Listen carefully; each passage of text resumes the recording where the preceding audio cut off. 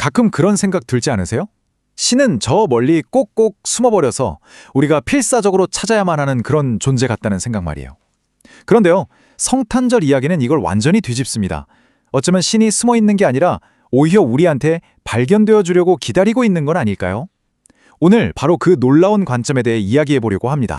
혹시 당근이세요? 길에서 처음 보는 사람한테 이런 질문 혹시 해보셨거나 들어보신 적 있나요? 되게 뜬금없는 질문처럼 들리지만 사실 이 한마디에 오늘 이야기의 핵심이 전부 담겨 있습니다.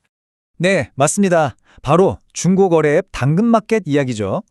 약속 장소가 사람들로 막 붐비는 지하철역이라고 한번 상상해보세요. 와, 수많은 사람들 속에서 내가 만날 그 사람을 찾는 거, 이거 정말 보통 일이 아니잖아요?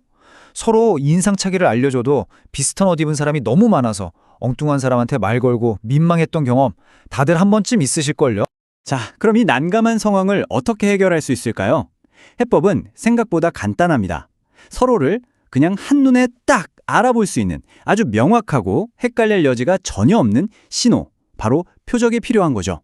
예를 들어 볼게요. 그냥 검은 코트 입은 사람이요 라고 하면 이건 뭐 너무 많아서 찾기가 힘들죠.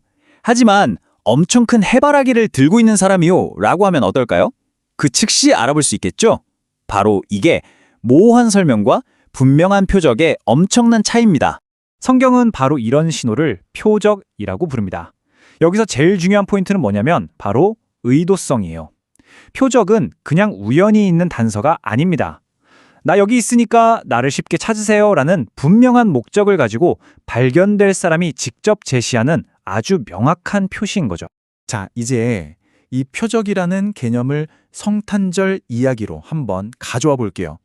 하나님께서 인류에게 당신을 발견하게 하시려고 사용하신 첫 번째 표적, 그게 뭐였을까요? 놀랍게도 바로 구유였습니다. 천사가 목자들에게 이렇게 말하거든요. 구유에 누워있는 아기를 보게 될 텐데 바로 이것이 너희에게 표적이다. 보세요. 성경은 구유를 단순히 아기가 누울 곳이 없어서 어쩔 수 없이 택한 비참한 장소로만 그리지 않아요. 오히려 아주 명확한 표적이라고 선언하고 있는 거죠.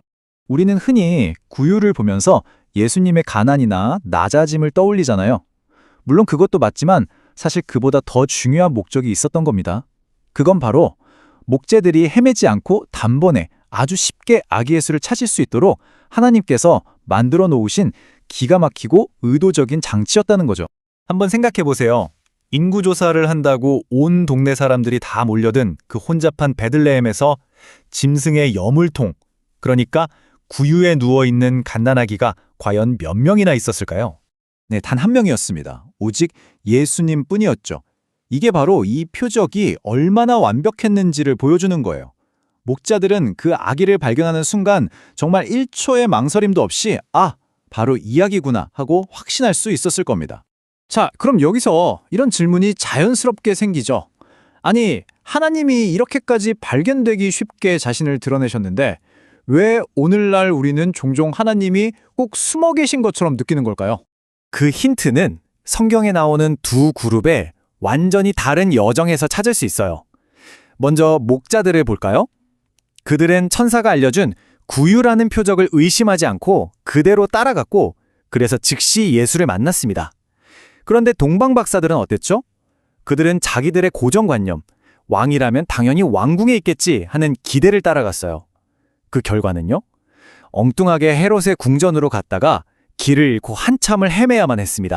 그때 당시 세상에서 가장 힘센 주님이자 구원자는 바로 로마 왕제 아우구스투스였어요. 사람들은 당연히 구원자를 찾으려면 저 화려한 로마 궁전으로 가야 한다고 생각했겠죠. 하지만 하나님은 진짜 구원자, 진짜 주님을 가장 낮고 초라한 베들레헴의 구유에서 발견하게 하셨습니다. 결국 우리의 고정관념과 기대가 하나님의 선명한 표적을 보지 못하게 가려버리는 거예요.